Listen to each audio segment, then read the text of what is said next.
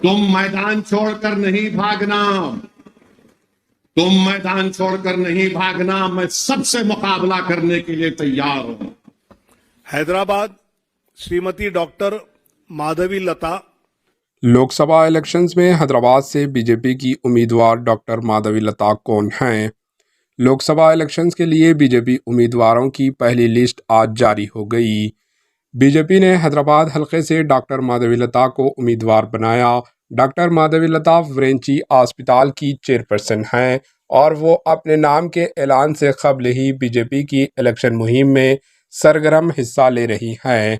Doctor Madhavi लता social media पर बहुत active रहती है। लोकसभा इलेक्शन 2024 में हैदराबाद हलके से डॉक्टर माधवी लता का मुकाबला मौजूदा रुकन पार्लियामेंट बैरिस्टर असुद्दीन अवैसी से होगा।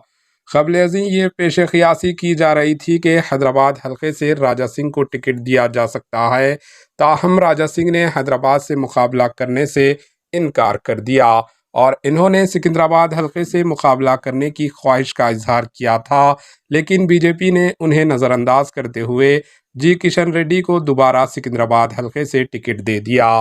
माधवी लता एक पेशेवर भारतनाट्यम डांसर भी है और वो एनसीसी कैडेट भी रही है। माधवी को वुमेंस कॉलेज में पॉलिटिकल साइंस में एमए किया हुआ है। माधवी लता 2 अक्टूबर 1988 को हैदराबाद में पैदा हुई। माधवी लता ने 2018 में भारतीय जनता पार्टी बीजेपी में शुमालियत इख्तियार की और 2019 को आंध्र प्रदेश कानून साज असम्बली के इंतखाब में गुंटूर वेस्ट हलके से इलेक्शन लड़ा और बुरी तरह हार गई।